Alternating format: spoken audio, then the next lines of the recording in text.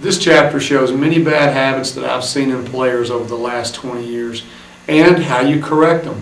Now, bad habits can obviously make you miss shots, but they can also do other things like slow down your shot release and hamper your ability to get the ball off in a game. In order to correct some of these bad habits, you may have to take time off from playing. When you're playing by habit.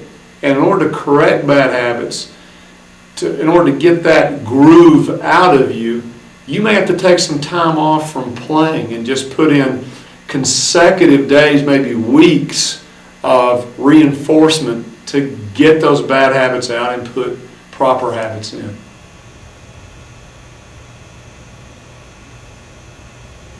When you finish, your shooting hand should be in that full but floppy and relaxed extension.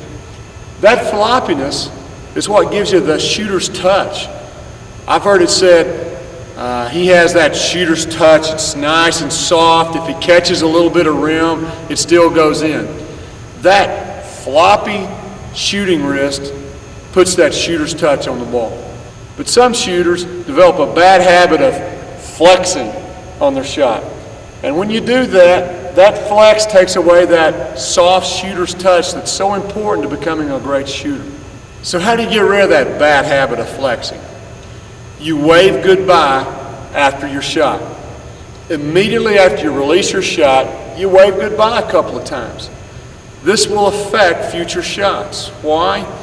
Your mind begins to think, as soon as I shoot, I'm going to have to wave goodbye, and all of a sudden you begin to relax that shooting arm.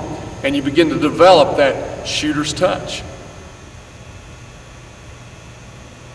The correct elbow position is here, pointed at the goal. And the reason is our arm works in this plane. This is the way our arm works, like a lever, okay? And this plane should be pointed at the goal. Now, if this elbow, which I like to call a flying elbow, if it flies out here, which often it does, then our plane is this way, and when the elbow goes up, we have a vector that's sending the ball to the left, not down our shot line. Now, how do you correct this flying elbow when you see it? When you see it up here and you don't see it pointed at the goal, you don't correct it up here. You correct it here in the shot pocket. The elbow will probably be out here. You want it in here, And that's a good way to remind yourself when you're training this bad habit out of your shot is here in the shot chamber, tap your side, just like batters in baseball do. Tap it, remind yourself to keep it in so that it stays in this plane with your shot line as you go up. When you finish, your guide hand should be in a tomahawk chop position with the thumb back and the fingers pointed to the ceiling. But I see shooters flipping the ball with their guide hand thumb. Now, why do they do this? When they were young and felt like they needed the power to get the ball to go, they would use two hands and flip it with this thumb. As they got older and they're able to shoot with one hand, this guide hand thumb stayed in their shot. Well, I see two problems that arise when you flip the ball with your guide hand thumb.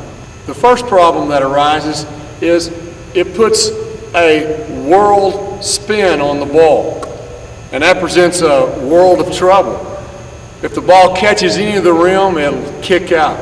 The second problem with the thumb flip is that it's a force that sends the ball in that direction. So the player compensates, maybe by getting a little flying elbow here, to move the ball back in this direction. All of a sudden we have a vector working this way and one working this way to try to keep the ball straight. You're going to have to over-practice a lot to make that work.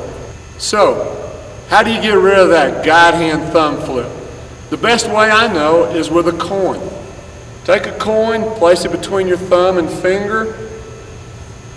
Now I can still pick the ball up, I can still guide the ball, but There's nothing to flip with. It's the simplest and best way I know to correct that guide hand thumb flip.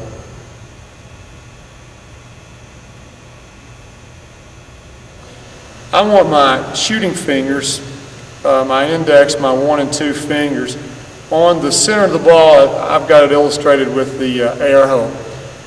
I don't want this hand on the side. If it's on the side, it will send the ball maybe off to the left. It's going to put some type of unnatural spin on the ball, and I'm wanting this type of perfect backspin. So this hand and these fingers need to be right down the center of the ball. Now, I don't want this hand, my guide hand, working against that hand. That's why I put it on the side. I want this ball, once my left hand, my guide hand, helps me pick it up and keep it straight, I just want the ball to be able to slide out of that hand. That's why when I see these kind of hand positions on the ball, anything other than that, I feel like this guide hand is working against this hand. They're fighting each other as they go up, and they shouldn't. This one should just help you pick the ball up and keep it straight. Now, if you're having trouble with your backspin, the way to fix it is to set the ball in one hand like a waiter holding his dish and shoot the ball with one hand. You're going to get proper backspin. Now, with lots of repetition, and you can do this laying on your back, standing up, against a backboard, against a wall, but with lots of repetition, you're going to get proper backspin. All that's left is to move that guide hand up there, keep it on the side, and don't let it interfere with that perfect backspin.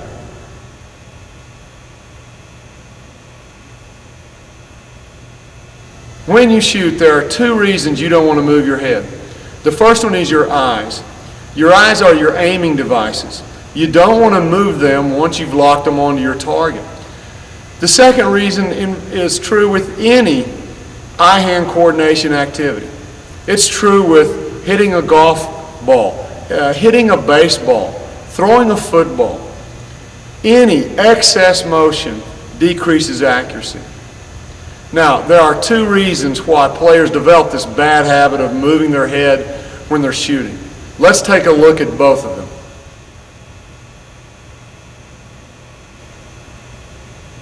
One of the reasons that shooters move their head at the point of release is they've blocked their vision with one of their arms.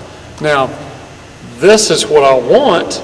I want to be able to see the goal right between my forearms. I want to frame it just like this. But perhaps their arm is blocking one of their eyes. Now they don't have good depth perception, and so they move their head so they can see the goal with both eyes. The other reason is maybe they're left-eyed. They aim with their left eye, and so they've brought the ball up over here, and they move their head in order to put this eye on the shot line. Again, some excessive motion with the head that we want to eliminate. One of the most common reasons for head movement at the point of release of the shot is the shooter's trying to get too much power from his arms.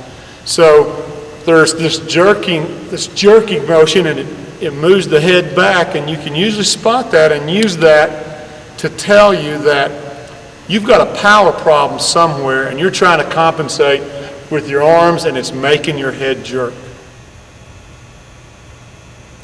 Proper arc on the ball. Are you shooting a rainmaker, too much arc? Are you shooting a flatliner, not enough arc? If you know you are and you want to correct it, how can you do that? It's real easy for someone else watching you to be able to tell you, but how can you as a player know that and change it? By looking at the tips of your finger at the end of the shot. Where is it? This is too low. This is too high. It's got to be somewhere above the top of the white square and below the top of the backboard, just depending on your height and how far you are from the goal. Here, Greer's hands finish too low, so she doesn't get enough arc. But here, her hands finish slightly higher, so she gets proper arc and a make. Now compare the two. Notice in the second one how her hands finish just a bit higher, putting more arc on her shot.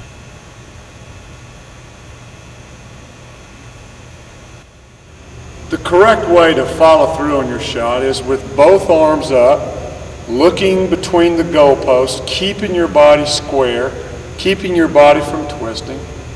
But oftentimes players will focus so much on the follow through that they allow this guide hand to drop. And in doing so, it turns their body, it puts a torque on the shot and a twist. The way to correct this, of course, is to check your hands after the shot. Both of them need to be up. Just bring it up and see the goal between the goalposts. The shot chamber is between the chin and the waist, the elbows close to the body. A bad habit occurs when we get used to setting the ball out in front of us. What's the problem? Well, when you go up for the shot, the ball comes back before it goes to the goal. That's negative motion. You don't want negative motion in your shot. The correction for that is to bring the ball in. Remind yourself, tap your sides with your elbows. Now the ball goes up and out. It has no choice. When finishing your shot, your shooting hand should be pointing down into the goal. Specifically, these two control fingers should be pointing down in the center of the goal, right down that shot line. Some players develop a bad habit of veering off to the right. Well, this creates two problems. One, it puts a bad spin on the ball, not that perfect backspin that we want. The other problem is, it's a force, a vector that sends the ball off to the right. You're going to miss to the right. Well, how do you correct that? Again, this is one of those cases where you correct it after the shot. Your hand veers off, bring it back, point these fingers down in the center of the goal. After doing that a lot, your hand will eventually begin to finish where it's supposed to, right down the center of the goal. When we're setting the ball to shoot and we've bent our knees and we're ready to pop, you don't want to move the ball. You certainly don't want to move it off of the shot line, but you don't want to dip it either. This is just excess motion. I don't know why players do it. I think they feel like they need the momentum to get off of the ground, but it's just excessive motion that's going to decrease your accuracy. We want to eliminate excess motion so we can increase your accuracy. Another reason for getting this dip out of your shot is it takes too long. We want to speed up your shot preparation. We want to decrease the amount of time it takes to get the ball off. And this just adds to it. To get rid of that bad habit of dipping, put the ball in your shot pocket or your shot chamber. Bend your knees without moving the ball and pop off of the ground. Don't take a shot, just do that over and over and over again. You can get a high amount of reps in a short period of time. Then you can move it into your shot. Another problem I want to discuss is what I call heading the ball. When you're getting ready to shoot and your knees bend in order to pop up, the ball begins to move out of the shot pocket. It begins to move toward the head. That's why I call it heading. We want to keep this ball still as we bend our knees. From here, everything goes up. So if we move the ball to our head and then try to go up, we've taken away a lot of power from our shot. And you'll see shots that are flat and shots that fall short. Now, if you have a habit of heading the ball, the fix for it's the same as for dipping the ball. Put the ball in your shot chamber or your shot pocket, bend your knees without moving the ball, and pop off of the ground. You can get in a high amount of reps in a short period of time and groove that bad habit out. Then move it into your real shot.